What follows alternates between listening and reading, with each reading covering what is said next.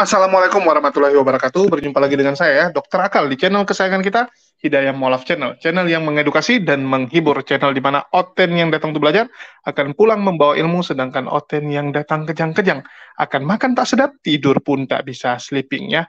Dan pada kesempatan kali ini saya akan membahas tentang nasib dari seorang pendeta besar. Ini salah satu pendeta pernah besar ya, lebih tepatnya.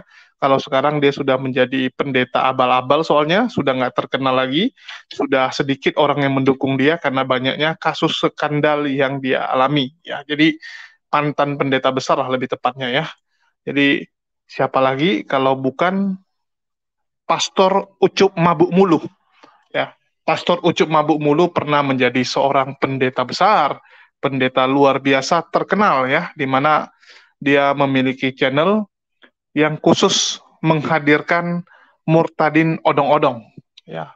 Jadi spesialis channel dia adalah menampilkan murtadin odong-odong. Jadi yang dia tampilkan itu adalah murtadin yang dipaksa untuk baca skrip, orang-orang yang memang Kristen didandani, disuruh menyamar menjadi Muslim, maupun yang memang seorang murtadin, tapi lebih banyak yang palsu. Ya, tentu saja lebih banyak yang skenario, karena memang yang namanya asli agak susah dicari.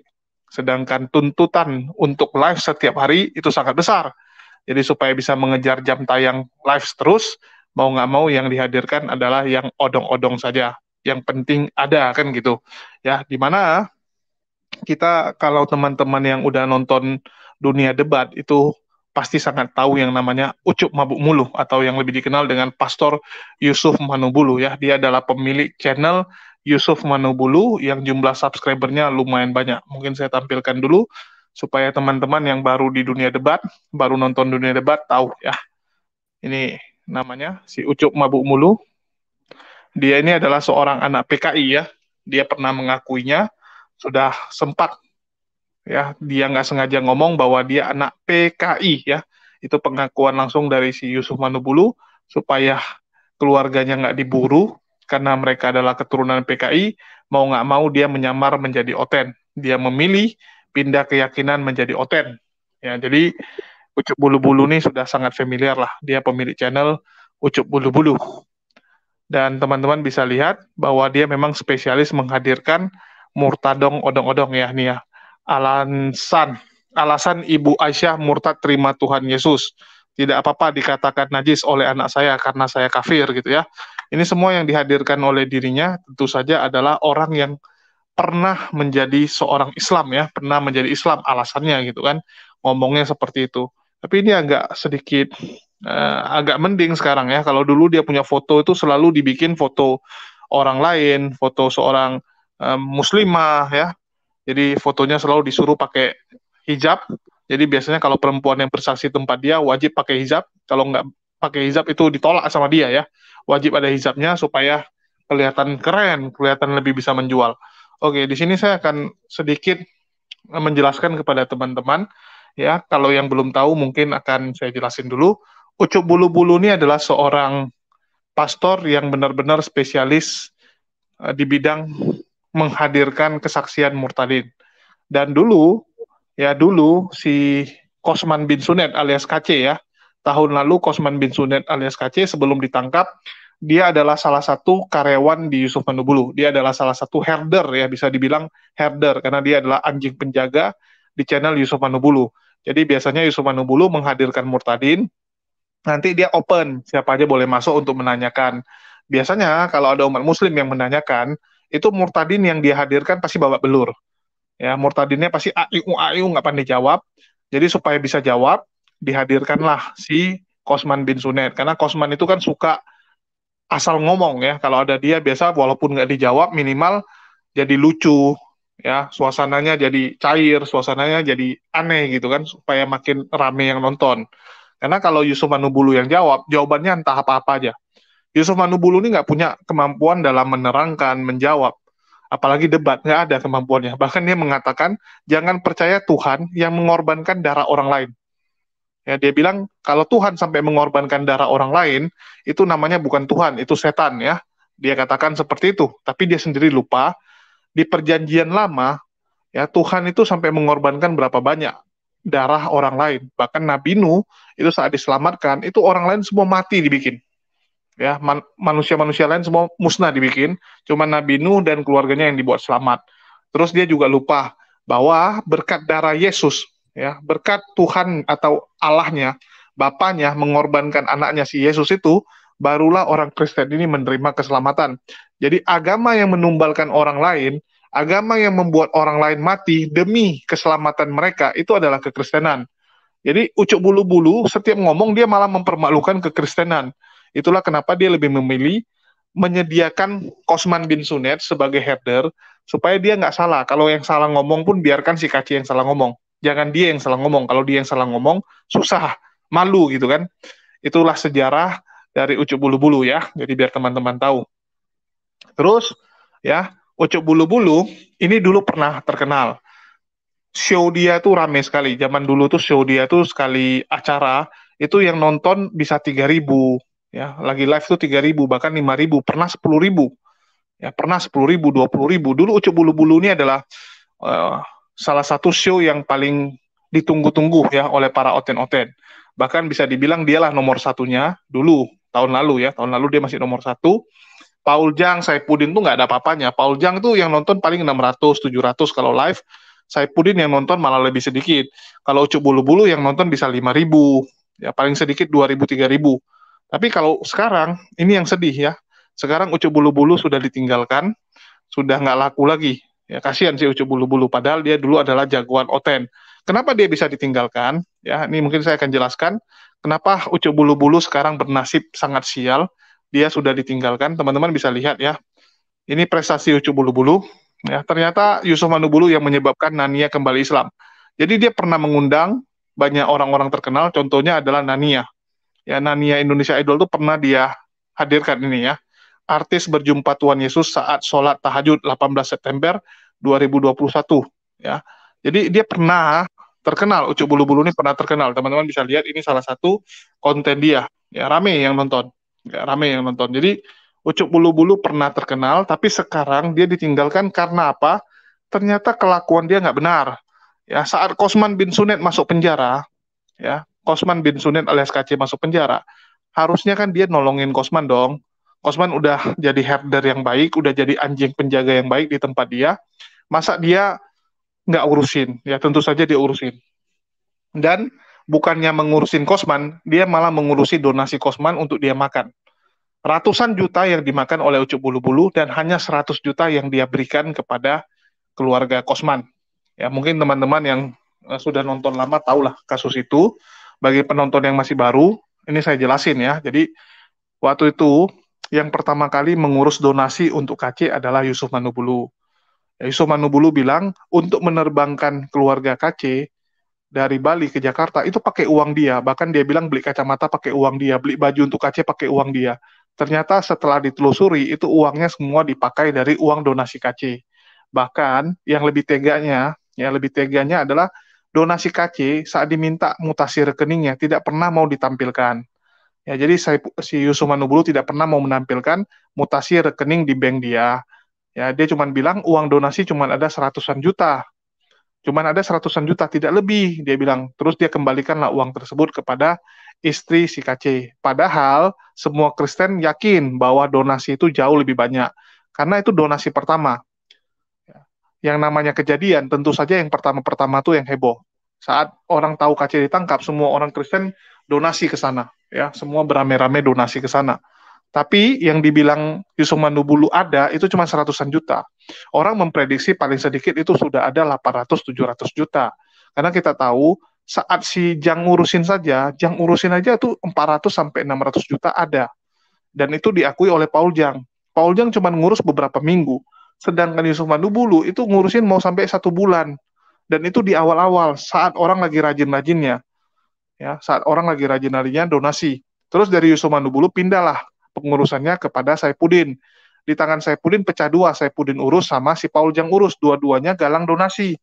Ya, jadi ada dua pintu penggalangannya. Paul Jang galangin, si Saipudin juga galangin. Tetapi yang punya Paul Jang nggak pernah diserahkan kepada si KC ataupun kepada si Saipudin. Uangnya dimakan oleh si Paul Jang ya, ada 400-an juta yang dimakan oleh Paul Jang dan dipakai uang tersebut untuk membeli mobil di Belanda. Jadi Paul Jang pun sama ya, setelah Yusuf Manubulu makan uangnya KC, uang donasi KC, Paul Jang juga makan uang donasi KC. Terus si Mbak Udin ya, yang tersisa dia mengumpulkan lah yang bisa dikumpulkan, ada ratusan juta yang terkumpul. Ratusan juta yang terkumpul. Itu pun menurut Saipudin harusnya bisa lebih banyak, tapi gara-gara orang sudah tidak percaya. Ya, orang sudah tidak percaya terhadap donasi ini sehingga orang jadi malas donasi. Tapi walau begitu pun masih ada ratusan juta. Ya, setelah kasus KC sudah mau selesai, uang tersebut pun dicuri oleh Saipudin. Ya, Saipudin melarikan uang donasi KC sekitar 200-an juta. Ya, belum lagi dengan donasi KC yang dipakai untuk bangun studio. Jadi si Saipudin bangun studio untuk YouTube-nya itu menggunakan donasi KC dan itu diakui oleh Joshua Teu dan anaknya ya. Karena saat penggalangan donasi untuk pembuatan studio, Joshua Teu dan Mbah Udin masih teman baik. Jadi ketahuan semua ya kalau mereka semua makan uang. Jadi gara-gara skandal-skandal itu, orang-orang sudah mulai bosan dengan yang namanya kekristenan. Orang mulai pada tobat. Dan yang paling berimbas tentu saja Ucup Bulu-Bulu ya. Di sini teman-teman bisa lihat ya. Yusuf Manubulu dulu paling sedikit orang nonton bisa 60.000, 70.000 view. Sekarang teman-teman bisa perhatikan view dia cuma ada di 1.692, 664, 9.700 ya, 9.000, 4.700. Padahal ini judulnya udah keren nih. Satu lagi, mualaf kembali keterima Yesus gitu kan. Bayangkan gitu. Judulnya udah fantastis. Alasan Ibu Aisyah murtad, terima kan. Gambarnya ini wanita menggunakan hijab. Harusnya bisa laku. Kalau dulu ini bisa sampai 70.000. Sekarang sudah nggak laku karena orang udah tahu ini bohong-bohongan. Bahkan orang Kristen sendiri udah tahu ini bohong. Ya, orang Kristen sendiri juga udah tahu ini bohong. Inilah nasib Ucuk Bulu-Bulu sekarang.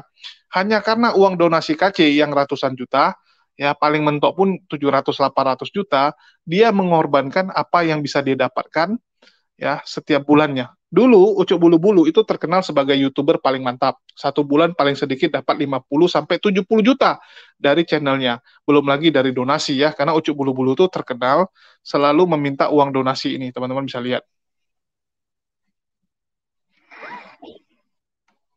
Dan yang dia tampilkan itu bukan donasi untuk si Murtadinnya ya, yang dia tampilkan adalah donasi untuk rekening dia. Ini teman-teman bisa lihat. Ya, ini donasi untuk rekeningnya sendiri. Ya, ini Preson Putra ya, ini Preson Putra anaknya, ini Wulan Sari istrinya.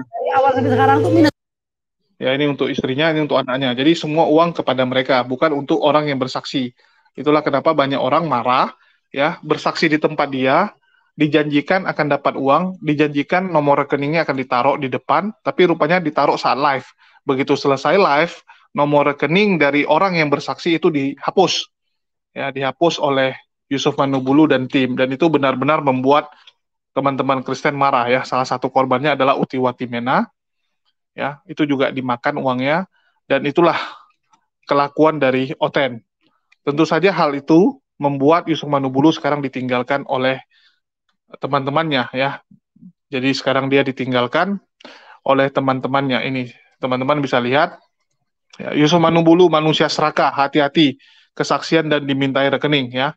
Jadi Yusuf Manubulu tuh memang orang yang serakah gitu. Dia makan uang ya, tapi uangnya semua dia telan sendiri, nggak dibagi kepada orang yang bersaksi.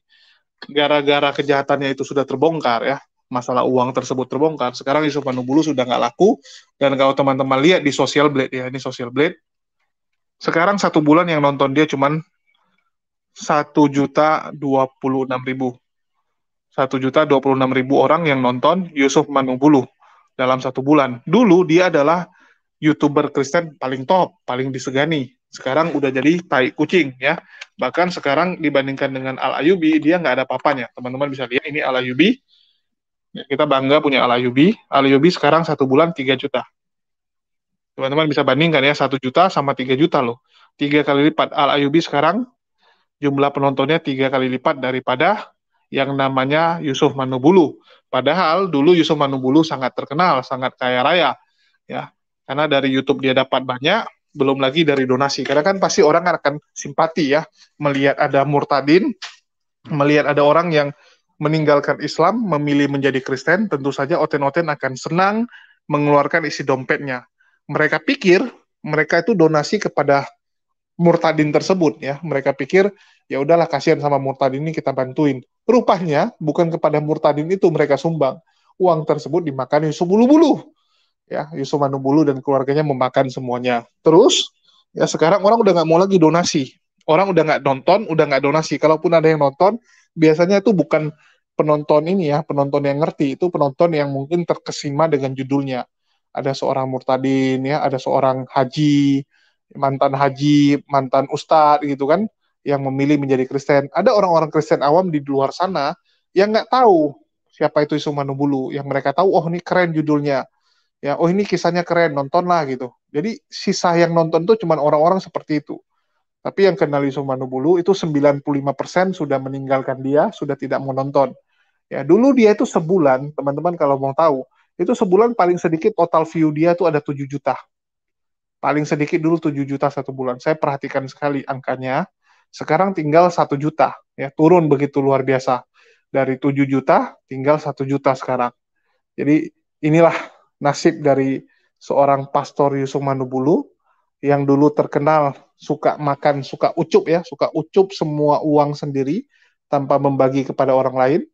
Ya, padahal dulu kalau dia bagus-bagus, bayangkan ya, teman-teman bisa bayangkan, dulu kalau dia lancar-lancar aja, dia nggak buat skandal, dia nggak makan uang kecil lah, dia pasti bisa menerima uang lebih besar. Dulu dapat sekitar dari YouTube 50 sampai 70, belum sama donasi lah. Kita prediksi sama donasi misalnya 1 miliar. Seratusan juta ya. Misal kita bilang seratusan juta satu bulan, 100 sampai 150 juta. Artinya setahun 1,8 miliar ya. Satu dia dapat. Gara-gara dia makan uang KC 600-700 juta, sekarang dia sebulan cuma dapat dari YouTube 8 juta, 9 juta. Paling mentok juga 10 juta. Dari YouTube cuma dapat 10 juta lah kita bilang. Dari donasi paling tinggal 10 juta. Jadi dari dua itu cuma dapat 20 juta. Ya, dari donasi dan dari YouTube cuma dapat 20 juta, kalau dulu bisa dapat seratusan lebih. Lebih bagus kayak dulu, nggak istilahnya nggak perlu dapat di depan banyak, tapi setiap bulan rutin ya. Setiap bulan dia dapat duit banyak. Daripada kayak sekarang, hanya gara-gara serakah di depan, hanya gara-gara serakah melihat uang donasi untuk si Kosman, ya dia jadi blunder, salah langkah. Kalau saya pribadi lebih bagus saya dapatnya dikit tapi rutin tiap bulan daripada dapat sekali di depan terus nggak dapat lagi. Inilah bodohnya Yusuf mabuk mulu. Oke, dari Bang Heri baru join nih. Ya, assalamualaikum buat Bang Heri. Assalamualaikum warahmatullahi wabarakatuh. Apa Oke, cerita Jul? ini aku lagi jelasin kepada penonton nasib dari Yusuf Manubulu sekarang. Dulu kan dia ini dipuja-puja, tapi sekarang channelnya udah redup sekali, kasihan. Oh ya, aku komen nih. Bahkan salah satu ya enggak, bahkan salah satu ini ya, salah satu yang barusan memutuskan kembali ke Islam itu dulu pernah kesaksian tempat dia. Mungkin lu tahu kan Nania ya. Nania itu dulu pernah kesaksian tempat dia di bulan September ya, 8 bulan lalu nih. Artis berjumpa Yesus saat sholat tahajud. Jadi ini salah satu penyebab Nania itu memutuskan keluar dari Kristen karena Nania ini melihat kelakuan Yusuf Manubulu ini nggak benar. Jadi dia kan sering nih main sama pendeta, sering diundang kesaksian di gereja-gereja ya. Bahkan tadi si Udin mengatakan bahwa dia pernah pelayanan bareng sama si Nania ini. Nania yang nyanyi, dia yang kasih khotbah. Ya, terus Nania nggak mau dengar omongan dia gitu. Ya kita bilang mau gimana dengarnya, orang udah muak dengan kalian.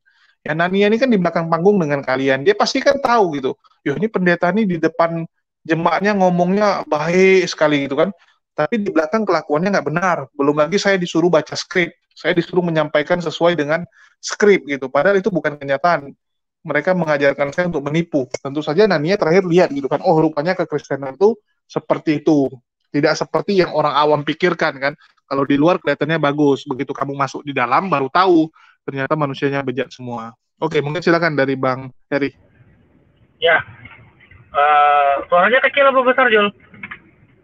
Besar kali pun. Oh iya, soalnya pakai Bluetooth. Gini Jul, aku mau cerita ya. Nah ini sama Bang Ucup Manubulu, mana tahu kan supaya mengenai hatinya kan ada. Kalau orang beriman buat syair itu luar biasa memang. Jadi Ustadz dari Sulaiman tuh buat syair kan. Miskin sementara, kaya sementara, sehat sementara, sakit sementara, tampan sementara, cantik pun sementara, dunia sementara, akhirat selamanya. Jadi nggak ada yang abadi di dunia ini. Kaya bisa miskin. Kalaupun dia sampai mati kaya ya mati, setelah mati dia nggak kaya lagi kan. Jadi rebutan hartanya. Jadi yang sakit ya sementara, kalau nggak sehat dia mati. Kalau udah mati kan nggak sakit lagi. Dan orang yang sehat pasti sakit. Pasti pernah sakit. Atau menjelang kematiannya pasti sakit lah kan. Kematian itu adalah saat kondisi organ tubuh kita tidak bisa menopang kehidupan kita, itu kan pasti sakit lah. Tidak pernah orang sehat selamanya, walaupun tiba-tiba mati tiba-tiba, karena tiba-tiba itu juga karena dia sakit, walaupun sakitnya tiba-tiba. Nah, apa namanya, ini nasihat lah bagi kita semua ya, bagi kita semua, bagi Abang Yusuf Munubulu ya kan, bagi si Abang Heri ini kan, bagi Abang Julius juga gitu kan, semua lah nasihat itu sama kita. Jadi nggak ada sesuatu itu yang abadi di dunia ini. Ingatlah. Jadi aku tadi udah nonton juga video mau tentang si Nania itu, Jul. Yang luar biasa sih. Apa namanya? Ingat kematian itu kan. Jadi dia ingat dia bahwa dia suatu saat dia akan mati, suatu saat dia akan menghadap Tuhannya gitu. Nah, itu luar biasa loh. Karena memang apa tuh yang mendekatkan kepada apa namanya, kepada Tuhan itu adalah zikrul maut, itu mengingat-ingat mati. Jadi bahkan sejarahnya para khalifah di apa ya, kekhalifahan Utsmaniyah itu kan kurbannya gede-gede tuh, Jul. Itu sebenarnya kain kafan yang mereka siapkan untuk mereka gitu. Jadi mereka setiap saat sudah memikirkan kematiannya, bahwa kekuasaan itu, kejayaan itu akan berakhir gitu.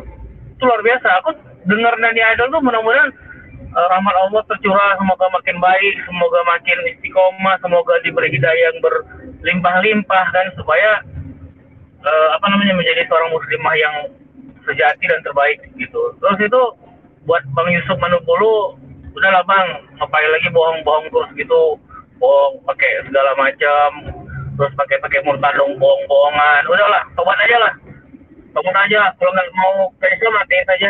Gitu aja sih. Saran aku buat otel-otel gitu semua ya. Kalau nggak mau masuk Islam, mending apain aja lah, daripada kalian bohong aja kerjanya.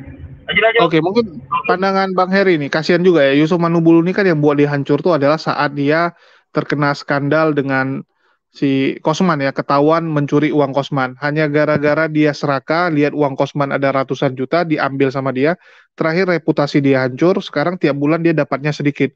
Ya, ini sama juga dengan si JT gitu, hanya karena 200 juta ya, dengan Saipudin gara-gara 200 juta, terakhir sekarang dia mau ngapa-ngapain udah nggak bisa gitu. Kan lebih bagus dapat dikit tapi tiap bulan rutin ya, daripada pergi ngambil uang orang 600 juta besok-besok udah nggak bisa ngapa-ngapain gitu. Sama kayak orang gitu kan, sok-sok mencuri, terakhir dia hidup dalam pelarian gitu kan. Dia pikir oh udahlah saya curi lah uang kawan saya 100 juta gitu, terakhir dia jadi DPO, lari kemana-mana, nggak bisa kerja. Yang ada uang 100 juta itu habis bentar aja gitu untuk pelarian, kan sayang gitu. Harusnya dapat itu dikit nggak apa-apa, yang penting continue terus ini ya.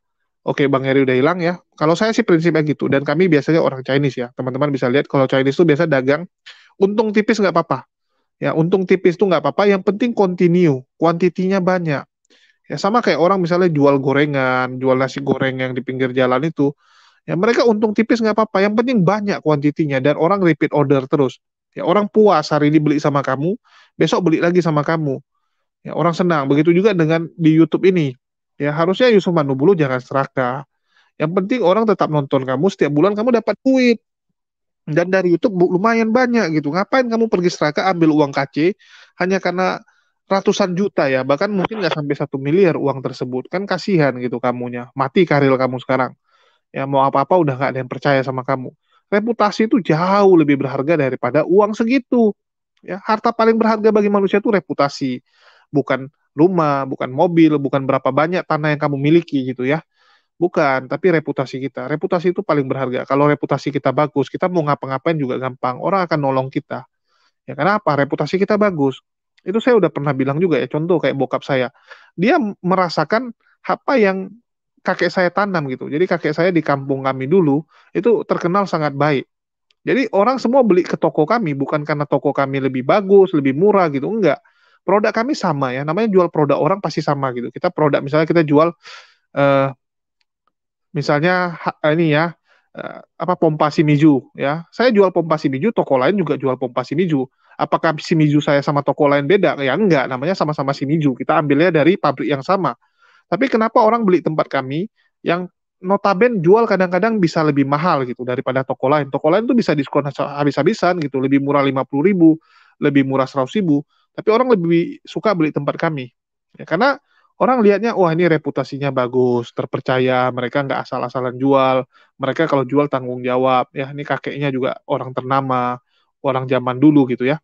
Itulah kenapa kalau di kampung-kampung atau di kota-kota kecil itu toko itu yang laku itu aja karena reputasi gitu langganannya dari kakeknya beli bapaknya beli sampai cucunya beli gitu dulu kami langganan kami gitu dari kakeknya beli cucunya beli ya semua beli sama kami gitu jadi memang reputasi itu paling penting ya jangan jadi orang tuh yang hancur lah reputasi karena aset paling berharga tuh reputasi ya mungkin itu aja yang ingin saya tampilkan ya makasih ini buat teman-teman ya kalian lihat sendiri lah nasib Yusuf Manubulu sekarang kasihan sih saya bilang kasihan hanya karena seraka hanya karena tergiur dengan uang cepat ya dari si KC ini ya dari donasi KC ini sehingga dia pergi seperti sekarang. Mending kayak si Wak Labu gitu. Wak Labu tuh udah berapa tahun gitu stabil gitu ya. Walaupun Wak Labu nggak pernah jadi nomor satu di kekristenan, belum pernah dia jadi youtuber nomor satu di kekristenan, tapi dia setiap waktu ya gitu-gitu aja dari tahun lalu, 2 tahun lalu gitu kan, 3 tahun lalu gitu-gitu aja dia. Tapi pelan-pelan naik dia. Ya pendapatan dia naik walaupun tahun ini hancur-hancuran dia. Pendapatan Rudy tahun ini turun banyak karena dia nggak mau jadi badut saya. Kalau dulu dia jadi badut saya biasa rame. Tapi minimal dari donasi kan masih ada dia. Ya, tapi dia stabil gitu. Ya. Jadi itu aja. Makasih buat teman-teman yang udah nyimak. Di akhir kata saya ucapkan wassalamualaikum warahmatullahi wabarakatuh. Sampai jumpa di lain kesempatan.